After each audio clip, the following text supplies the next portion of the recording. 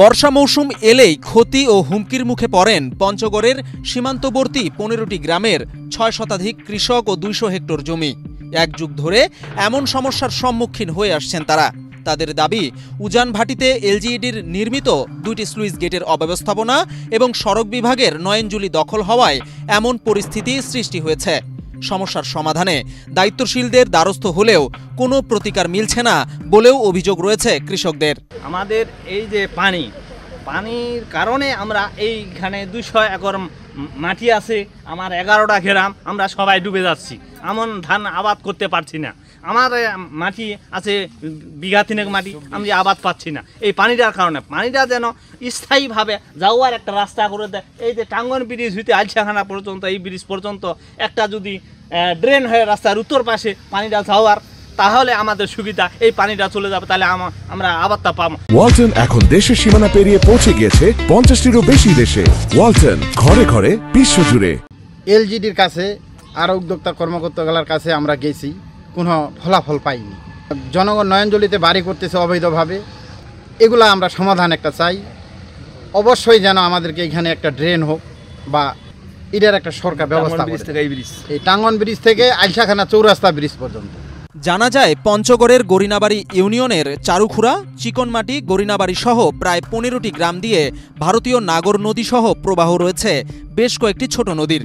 বর্ষা মৌসুম এলেই এসব নদী দিয়ে বাড়তি পানি, পাহাড়ি ঢল একযোগে নেমে আসে। এতে তলিয়ে যায় প্রায় ২০০ হেক্টর জমির রোপা আমন ধান। অতিরিক্ত পানির প্রবাহ ঠেকানো সহ কৃষি ব্যবস্থাপনার উন্নয়নে সরকারিভাবে নির্মাণ করা হয় ২টি ছোট স্লুইস গেট। তবে অব্যবস্থাপনা ও রক্ষণাবেক্ষণের অভাবে বর্তমানে তা প্রায় পরিত্যক্ত। একই সঙ্গে পঞ্চগড়ের আটোয়ারি আন্তজেলা সড়কের সরকারি জায়গা নয়নজুলিতে অবৈধভাবে দখল হওয়ায় নাজুক হয়ে পড়েছে ড্রেনেজ ব্যবস্থা। এই যে রোপাগুলো ২-৩ বার গাড়ছি, এগুলো আমরা পাচ্ছি না, এগুলো পচে গেছে। এগুলো দেখেন, আমরা কিভাবে বাঁচবো বলেন কৃষক? আমরা তো গরিব মানুষ। এক একটা মানুষে মনে করেন যে ২০,০০০-২৫,০০০ টাকা খরচ করে আমরা রোপা কাটছি, আমরা করতে পারতেছি না। এই পানিটা যাওয়ার জন্য স্থায়ী ও চিরস্থায়ীর জন্য আমার ক্যানাল করে দেওয়া হোক। নয়নজলির জমি দিয়ে আগে পানি যাইতো, এখন ওগুলো বন্ধ হয়ে গেছে, ওগুলো যেন খুলে দেওয়া হয় বা ক্যানাল করে দেওয়া হয়, বা ২টা গেটে যেন টাইম মতো টাইম টু খুলে দেওয়া হয়। এক গেট খুলতেছে, এক গেট বন্ধ করতেছে, এইভাবে তো আমরা পুরোপুরি পানি বন্দিত, মানে কৃষক মারা যাচ্ছে। বারবার আমরা আমন থেকে বঞ্চিত হচ্ছি।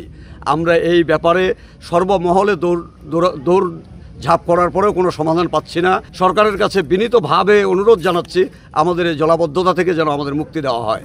আমাদের উজানের বাঁধ অল টাইম খোলা থাকে, আমাদের ভাটির বাঁধটা একবারে কেন যে বন্ধ হয়ে থাকে এটা আমরা বুঝতে পারি না। এটার একটা সমাধান আমরা চাচ্ছি। এই প্রসঙ্গে এলজিইডি জানিয়েছে স্লুইস গেট সংস্কারের কথা।